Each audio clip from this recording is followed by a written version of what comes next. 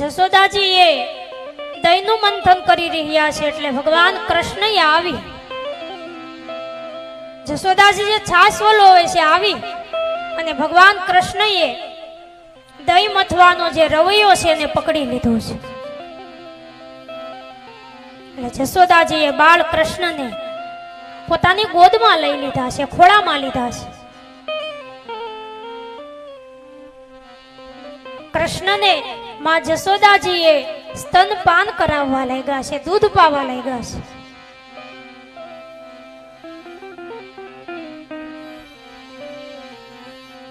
એ પછી ભગવાન કૃષ્ણ એ આજે માં જશોદાજીને પૂછી રહ્યા છે કે માં, હું તને એક પ્રશ્ન પૂછું, મને જવાબ સાચો આપજે.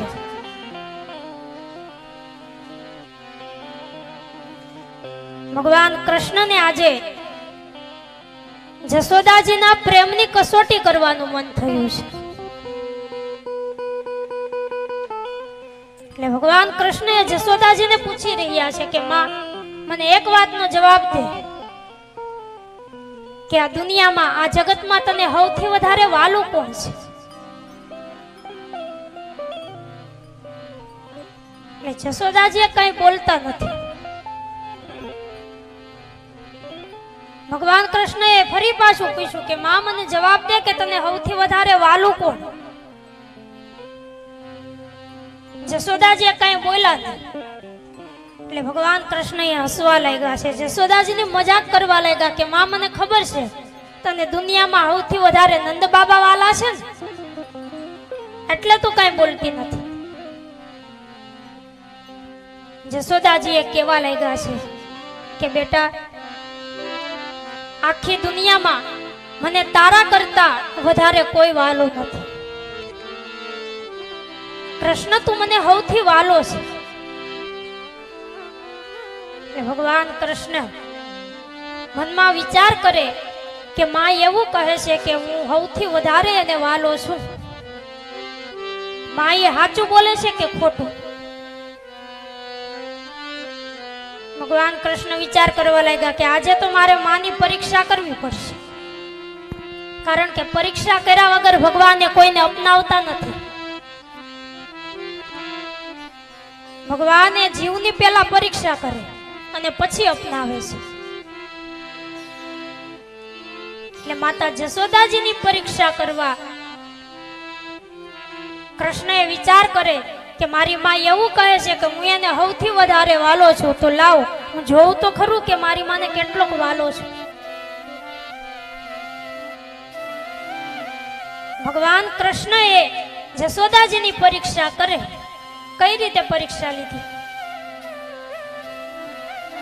કે વહેલી સવારનો સમય છે અને જશોદાજીએ ચૂલાની ઉપર એક તપેલું ભરી અને દૂધ ગરમ મૂક્યું છે. દૂધનું તપેલું એ ચૂલા ઉપર છે. એટલે ભગવાન શ્રી કૃષ્ણએ જશોદાજીના પ્રેમની પરીક્ષા કરવા માટે જે ચૂલા ઉપર દૂધ મૂક્યું છે, દૂધની અગ્નિને એકદમ વધારી દીધી છે.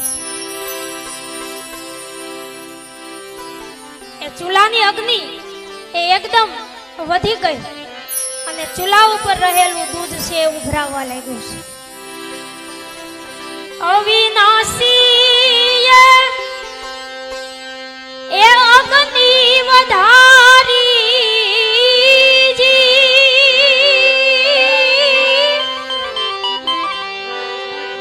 અને ચૂલે દૂધ ઉભરાય રે,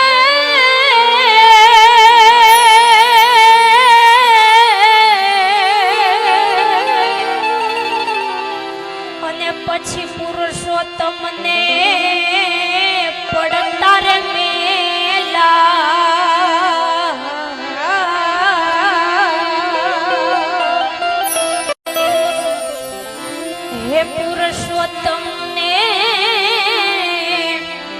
પડતા રે મેલા.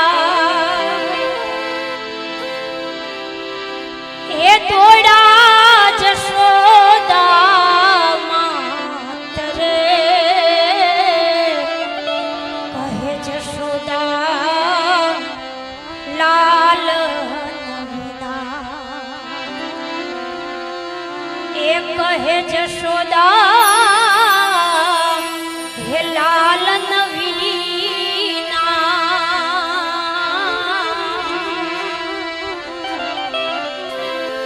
એ ઘડીએ ના રે વાહી રે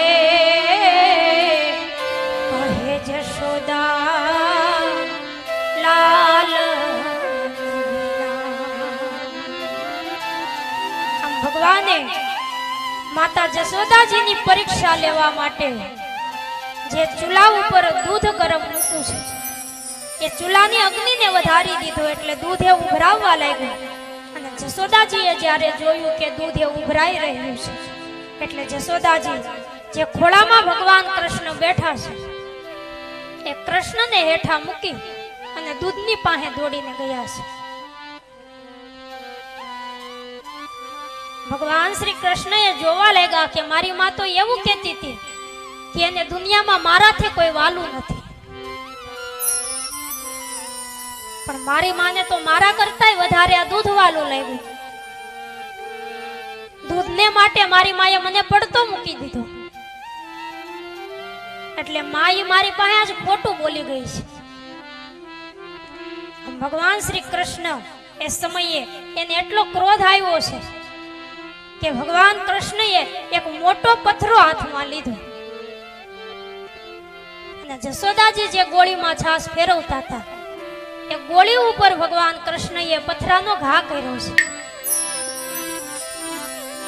ગોળી ઉપર પથરાનો ઘા કર્યો એટલે ગોળી ફૂટી ગઈ અને એમાં રહેલા છાસ અને માખણ આખા ઘરમાં રેલમ છેલ થવા લાગ્યું છે.